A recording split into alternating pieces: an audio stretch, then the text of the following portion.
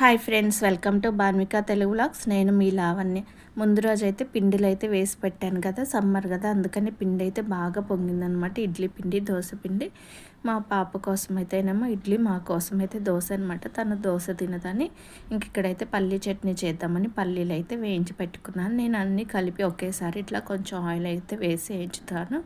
ఇక్కడైతే చట్నీ రెడీ అయిపోయింది. పైన తాలింపు కూడా వేసాను. ఇంకా కలుపుకుంటే సరిపోతుంది. కొంతమంది గట్టిగా ఇష్టపడతారు, కొంతమంది వాటర్ లాగా ఇష్టపడతారు, కాబట్టి అట్లా చేసుకోవచ్చు అనమాట. ఇంక ఈరోజు సాంబార్ చేద్దామని పప్పు అయితే పెట్టానమాట స్టవ్ మీద. అదైతే ఉడుకుతుంది. ఇంకా దోశలు అయితే వేస్తున్నాను. అంటే కొంచెం లేట్గా లేస్తున్నారు కదా, అందుకని లేట్గానే వేస్తున్నాను. ఇంకా దోశలు అయితే మామూలుగానే వేసేస్తున్నాను అనమాట. ఇంకా ఈరోజు దోశ పిండిలో ఏమీ కలపలేదు, పైన వేసుకోవచ్చులే అని చెప్పేసి. ఇంకా అంటే అందరూ తినరు కదా, అట్లా నా కోసం అయితే క్యారెట్ తురుము అయితే పెట్టుకున్నాను. నేను క్యారెట్ తురుము వేసుకుందాంలే అని. చూడండి దీని మీద దోశలు ఎంత చక్కగా వస్తున్నాయి. మనం కనుక కొంచెం ఉల్లిపాయ రుద్దితే సరిపోతుంది అనమాట. ఎక్కువ కష్టపడాల్సిన అవసరం లేదు. మా హస్బెండ్కి వాళ్ళకేమో మామూలు వేసాను, నేనేమో ఇలా క్యారెట్ తురుము వేసుకుంటున్నాను. చెప్పాను కదా, కొంచెం హెల్తీగా తినడానికైతే ట్రై చేస్తున్నానని. 2 దోశలు అయితే సరిపోతాయి అన్నమాట. ఎందుకంటే ఆల్రెడీ క్యారెట్ తురుము వేసాం కాబట్టి. ఇంకా టిఫిన్ చేసిన తర్వాత వంట పని అయితే స్టార్ట్ చేశాను. ఈరోజు మా రెసిపీస్ వచ్చేసి సాంబారు, తోటకూర ఫ్రై, రసము, వడియాలు. అయితే సాంబార్ ఎలా చేశాను, తోటకూర ఫ్రై ఎలా చేశాను అనేది చూపిస్తాను. వీడియో అయితే లాస్ట్ వరకు చూసేయండి. పప్పు అయితే ఆల్రెడీ ఉడికించి పెట్టుకున్నాను. ఫస్ట్ అయితే సాంబార్ పెడుతున్నాను ఒక స్టవ్ మీద వెడల్పాటి గిన్నె అయితే పెట్టుకొని ఆయిల్ వేసుకున్నాను. హీట్ అయిన తర్వాత పోపు దినుసులు అయితే వేసుకున్నాను. ఆల్రెడీ పోపు దినుసులో జీలకర్ర ఉంటుంది, అది కాకుండా ఇంకొంచెం ఎక్స్ట్రాగా అయితే వేసాను. ఇందులోనే ఎండుమిర్చి, అలాగే వెల్లుల్లి, కరివేపాకు వేసాను. ఇవి వేసి కలుపుకున్న తర్వాత ఇంగు కూడా వేసుకున్నాను. తర్వాత కట్ చేసిన ఉల్లిపాయలు, టమాటాలు, ములక్కాయలు, క్యారెట్, ఇంక మనం ఏవి కావాలంటే అవి వేసుకోవచ్చు సాంబార్లో. ఇంకా అందరూ ముక్కలు ఏరి పెడతారు కదా, అందుకని మిగతా ఏమీ వేయలేదు. ములక్కాయలు ఎక్కువ వేసాను అనమాట. మిగతా అన్నీ ఒక్కొక్కటి అయితే వేసాను. సొరకాయ ఉంటే సొరకాయ, అవన్నీ వేసుకోవచ్చు. ఈ ముక్కలన్నీ వేసిన తర్వాత ఇందులోనే పసుపు, అలాగే ఉప్పు కూడా వేస్తున్నాను. కళ్ళుప్పు వేస్తున్నాను, ఎందుకంటే ఇలాంటి రసము, చారు అట్లాంటి వాటిలోకి కళ్ళుప్పు వేస్తే బాగుంటుంది కదా. అంటే ఎక్కువ పట్టదనమాట. కళ్ళుప్పు అంటే తక్కువే మనకు ఉప్పు సరిపోతుంది. అలాగే మెత్తడి సాల్ట్ అనుకోండి ఎక్కువ పడుతుంది అనమాట. పప్పు అయితే ముందే ఉడికించి పెట్టుకున్నాను కదా, ఆ పప్పు బాగా వెనిపి వేసాను. అలాగే చింతపండు కూడా నానబెట్టుకున్నాను, బాగా గుజ్జు పిండుకొని. ఆ చింతపండు చారు కూడా ఇందులో పోసేసుకొని మనకి ఎంత క్వాంటిటీలో అయితే వాటర్ కావాలో ఆ వాటర్ అయితే పోసేసుకున్నాము. ఆల్రెడీ సాల్ట్ వేసాము కాబట్టి ఇప్పుడు కారం అయితే వేసుకుంటున్నాను. కొంచెము కొబ్బరి పొడి కూడా వేసాను, ఎందుకంటే బాగుంటుందిలే అని. సాంబార్ పొడి అయితే ఏమి వేయలేదన్నమాట. ఇలాగ మీడియం ఫ్లేమ్లో మరిగించుకుంటే అంతేనండి, సాంబార్ అయితే రెడీ అయిపోయింది. ఇంకా తోటకూర ఫ్రై అయితే చేద్దాంలే అని తోటకూర కట్ చేసి పక్కన పెట్టాను. వాటర్ కొంచెం పోవాలి కదా, ఈలోపు వడియాలు వేయించుదాంలేని వడియాలు అయితే వేయించుతున్నాను. వడియాలు అయితే తింటుంటే తినాలనిపిస్తుంది, టేస్ట్ అయితే బాగున్నాయి అనమాట. ఇలాగ పప్పులోకి, చారులోకి, రసంలోకి, ఏదన్నా పులుసు కర్రీలోకి వడియాలు ఉంటే బాగుంటుంది కదా. మా హస్బెండ్కి కూడా బాగా నచ్చాయన్నమాట. మా బాబు కూడా తింటున్నాడు వడియాలు. మా పాపే తినదు, కానీ తను ఏంటంటే ఏది సరిగ్గా తినదనమాట. మా బాబుకి అయితే కొంచెం ఇట్లాంటి ఇంట్రెస్ట్, వడియాలు, అప్పడాలు అట్లాగా. అందుకని చెప్పేసి వడియాలు కూడా వేయించి అయితే పక్కన పెట్టేశాను. ఇంక ఇందులో ఎక్స్ట్రాగా ఉన్న ఆయిల్ అయితే తీసి పక్కన పెట్టుకొని అదే బాండీలో అయితే తోటకూర ఫ్రై అయితే చేస్తానన్నమాట. తోటకూర అయితే కడిగి పక్కన పెట్టుకున్నానమాట. తోటకూర చిన్న చిన్న ముక్కలుగా కట్ చేసుకొని జల్లి బుట్టలు అయితే వేసాను. నీళ్ళు అయితే వడిచినాయి అనమాట. ఇంక ఇప్పుడు వడియాలు వేయించాను కదా, అదే బండిలో ఆయిల్ కొంచెం ఉంచాను. ఆయిల్ వేడిగానే ఉంది కాబట్టి పోపు దినుసులు. ఇందులో ఏంటంటే తోటకూర ఫ్రైలో మనం వెల్లుల్లి రెబ్బలు ఎక్కువ వేసుకుంటే టేస్ట్ బాగుంటుంది. అందుకని ఎండుమిర్చి 10 వెల్లుల్లి రెబ్బలు, కరివేపాకు వేసాను. తర్వాత ఒక ఉల్లిపాయన ముక్కలుగా కట్ చేసుకొని అయితే వేసుకున్నాను. ఇవైతే కొంచెం వేయించుకుందాం. ఇందులో పచ్చిమిర్చి కూడా ఏమి వేయట్లేదు అనమాట. ఇంకా ఇందులోనే పసుపు, అలాగే రుచికి సరిపడినంత ఉప్పు కూడా వేసుకొని కలుపుకుందాము. ఎందుకంటే ఉప్పు వేసామనుకోండి త్వరగా వేగుతుంది కదా ఉల్లిపాయ అనేది, అందుకని ఉప్పు అయితే ముందు వేస్తాము. కారం వేస్తే ఏమవుతుందంటే మాడిపోయినట్టు మాడు వాసన వస్తుంది, అందుకని కారం అయితే లాస్ట్లో వేస్తామన్నమాట. చూడండి ఉల్లిపాయలు కూడా వేగిపోయాయి. ఇప్పుడు మనం ఇందులో కట్ చేసుకున్న తోటకూర అయితే వేస్తున్నాము. ఆకుకూరలు చూడటానికి చాలా ఎక్కువలా ఉంటాయి, కానీ కర్రీ అయ్యేసరికి కొంచెమే అవుతుంది. ఇదైతే ఒక కట్ట అనమాట, పెద్ద కట్ట తోటకూర. అదైతే ఇంకా వేసాను, తర్వాత మూత పెట్టాను. చూడండి అందులో తోటకూరలో ఆ వాటర్ వస్తుంది కదా, ఆకుకూరలు ఏవైనా సరే వాటర్ అనేది రిలీజ్ అవుతుంది కదా. మూత పెట్టుకోవటం వల్ల ఏంటంటే ఇంకా బాగుంటుంది, సాఫ్ట్గా అయిపోతుంది. మూత పెట్టుకొని మధ్య మధ్యలో తీస్తూ కలుపుకుంటూ ఉండాలి. చూడండి ఫైనల్గా ఎంత అయిందో. ఇందాకేమో బాండీ నిండా ఉంది కదా, ఇప్పుడు బాండీ అడుక్కుపోయింది. ఇంకా తర్వాత ఇందులో ఇదైతే చూస్తే వేగిపోయింది అనమాట. సరేలేని కారం వేసాను. కారం వేసిన తర్వాత కొంచెం ఒక 2 నిమిషాలు అయితే వేయించుకోవాలి, ఎందుకంటే కారం వేసాక పచ్చివాసన లేకుండా ఉండాలి కదా. అందుకని కారం వేసాక 2 నిమిషాలు వేయించుకొని తీసుకుంటే సరిపోతుంది. అంతేనండి, తోటకూర ఫ్రై అయితే రెడీ అయిపోయింది. ఇంకా వంట పని అయిపోయిన తర్వాత ఇంకా ఇల్లు అయితే ఊడుస్తున్నాను అనమాట. ఇంకా పిల్లలైతే 10 to 12 ట్యూషన్ అయితే వెళ్తారు. వాళ్ళు వచ్చేలోపు వంట చేసి ఇల్లు ఊడ్చి గిన్నెలు కడిగి స్నానం చేసి అయితే రెడీగా ఉంటానన్నమాట. మళ్ళీ వాళ్ళు రాగానే ఫుడ్ అయితే పెట్టాలి కదా వాళ్ళకి. అందుకని ఈ 2 అవర్స్లోనే నేను ఈ పనులన్నీ అయితే చేసుకుంటానన్నమాట.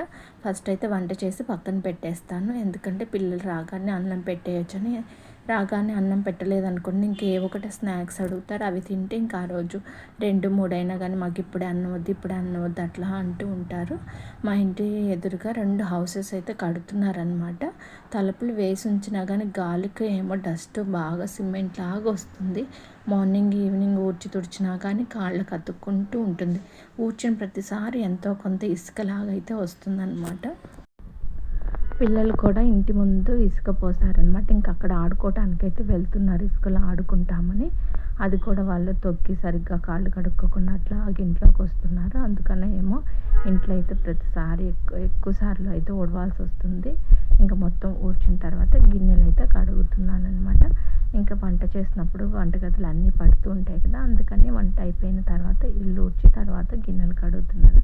ఎటు నైట్ ఊడ్చి పెట్టుకుంటాను కాబట్టి మార్నింగ్ లేచేసరికి నీట్గానే ఉంటుంది, కాబట్టి ప్రాబ్లం లేదనమాట. ఇంక ఈ గిన్నెలు కూడా కడిగేసుకుంటే ఇంక ఈ రోజుకి ఈ పూటకైతే వంట పని అయితే అయిపోయినట్టే అనమాట. గిన్నెలు అవి కడిగిన తర్వాత అయితే స్నానం చేసి లంచ్ అయితే చేస్తున్నాను. ఈరోజు నా లంచ్ ఇదనమాట, తోటకూర ఫ్రై, సాంబారు, వడియాలు, బీట్రూట్ సాంబార్ ఉండాలని గ్రైన్స్ ఏమైతే ఉడకబెట్టుకోలేదు. ఆఫ్టర్నూన్ అయితే ఇంకా కామన్ కదా, ఇంకా సమ్మర్ అంటే పడుకోవడం అయితే లంచ్ చేసి అయితే పడుకున్నాను. లేచిన తర్వాత ఇంక ఈవినింగ్ టీ తాగిన తర్వాత మార్కెట్కి అయితే వెళ్ళామన్నమాట. ఈరోజు ఇక్కడైతే సంత పెడతారు కదా, కూరగాయలు తీసుకుంటామని వెళ్ళాము. ఇంకా పిల్లలు కూడా ఇంట్లోనే ఉంటున్నారు కదా, వాళ్ళని కూడా అయితే తీసుకొని వెళ్ళామన్నమాట. వాళ్ళైతే ఇంకా ఈ బబుల్స్ వచ్చేదైతే కొనుక్కున్నారు, వద్దని చెప్పినా కానీ వాళ్ళకి ఇంకా అదొక సరదా కదా, సర్లే అని ఒకటి తీసుకున్నారు చెరొకటి. ఒక్కొక్కసారి ఏమో టార్చ్ లైట్లు, ట్యూబ్ లైట్స్ అట్లాంటివి ఉంటాయి అన్నమాట, అవి కొనుక్కుంటారు, బొమ్మకాయలు అట్లాగా. ఇంకా సమ్మర్ అంటేనే మామిడికాయల సీజన్ కదా, మామిడికాయలు అయితే కిలో 80 రూపీస్ అనమాట. బాగా పండుగా ఉన్నాయి. లాస్ట్ టైం తెచ్చిన కొంచెం బాగానే ఉన్నాయి, అందుకని చెప్పేసి 2.5 కిలోలు అయితే తీసుకొచ్చాము 200కి. చూడండి ఓవరాల్గా మేము తెచ్చిన కూరగాయలు ఇవన్నమాట. ఇంకా చిలగడ గన్స్ గడ్డలు అంటాం కదా, అవైతే తీసుకొచ్చిన హాఫ్ కేజీ. మా హస్బెండ్కి ఇష్టం అనమాట, ఒకరోజు చేద్దాంలే అని. ఇంకా మిగతా కూరగాయలు ఆకుకూర అయితే ఒకటైతే కంపల్సరీ తీసుకొస్తాను ఒకసారి. మళ్ళీ ఈరోజు కూడా తోటకూర తీసుకొచ్చాను. ఇంకా తర్వాత అవి సర్దుకున్న తర్వాత మళ్ళీ ఇంకైతే ఊడ్చాను ఇల్లు ఒకసారి, ఎందుకంటే ఈ ఆకుకూరలు అవన్నీ సర్దినప్పుడు డస్ట్ అయితే పడుతుంది కదా, అందుకని చెప్పేసి ఒకసారి నీట్గా. పిల్లలకి అయితే రైస్ వండేసాను, ఎందుకంటే మార్నింగ్ వండిన చారు అవన్నీ ఉన్నాయి కదా, అందుకని మాకైతే రాగి ముద్ద చేద్దాంలని అయితే అనుకున్నాను అనమాట. ఇంక ఇక్కడైతే పిల్లలకి అన్నం పెట్టిన తర్వాత బట్టలు అయితే మడత పెట్టేశాను. ఇంకా మేమైతే ఇంకా రాగి ముద్ద చేసుకుందాంలే అని ఫస్ట్ ఇట్లా అయితే మనం కొంచెం బియ్యం వేసుకొని ఎక్కువ వాటర్ వేసుకొని ఉడికించుకోవాలన్నమాట మెత్తగా.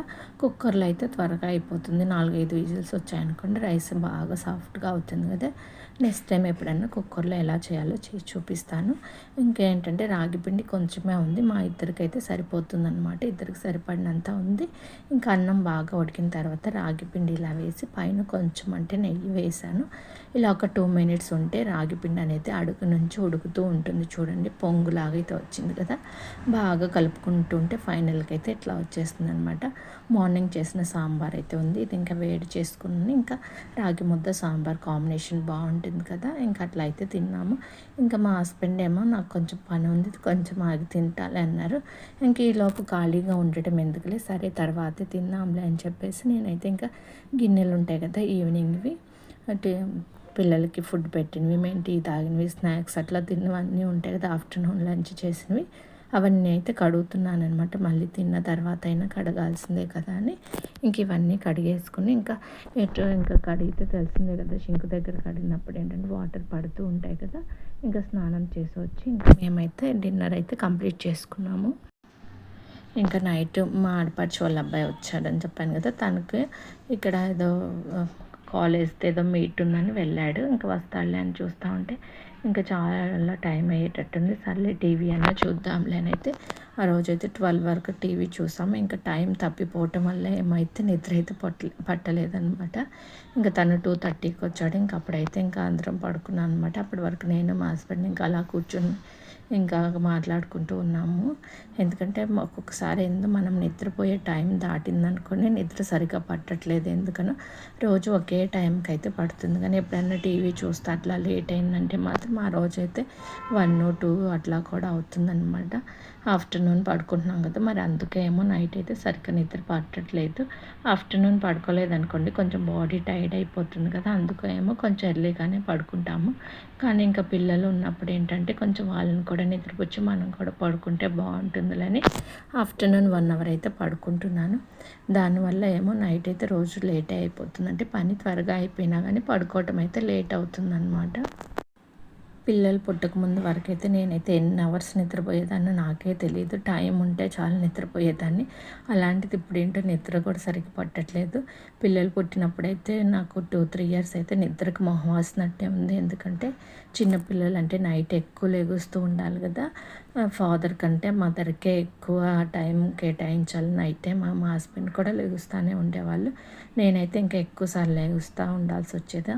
అందులోనే మా పాపకి ఏంటంటే డబ్బా పాలు అనమాట. తను అప్పుడైతే 1 ఇయర్ బాగా ఇబ్బంది పడ్డాం. ఫస్ట్ 1 ఇయర్, తర్వాత కొంచెం బెటర్. ఇంకా మా బాబు ఏమో నా పాలు తాగాడు కాబట్టి తనకు అంత ఇబ్బంది ఉండేది కాదు. డబ్బా పాలు పట్టే వాళ్ళకైతే అమ్మో నైట్ చాలా ఇబ్బంది. ఎందుకంటే ప్రతి 2 అవర్స్కి ఒకసారి కొంచెం పాలు అయితే పడుతూ ఉండాలి పిల్లలకి. అందుకని ఒక 1 ఇయర్ అయితే బాగా ఇద్దరం చాలా సఫర్ అయ్యాము నిద్రకి. తర్వాత మా బాబుతో అంత ఇబ్బంది అయితే పడలేదన్నమాట. అప్పుడు వాళ్ళకి 3 ఇయర్స్ వచ్చే వరకు నేనైతే నిద్రకైతే మొహం వేసాను. ఇప్పుడేం నిద్రపోదామంటే నిద్ర పట్టట్లేదు. అదేంటో నాకు కూడా అర్థం కావట్లేదు. ఇంకా అంతే అండి, పిల్లలు పుట్టి ఇంకా పెరిగే కొన్ని ఏంటంటే బాధ్యతలు ఇవన్నీ పెరిగిపోతుంటాయి కదా, ఏదో తెలియని ఆలోచనలు అయితే వస్తూ ఉంటాయి. ఆలోచన ఉంటే నిద్ర అయితే పట్టదు కదా.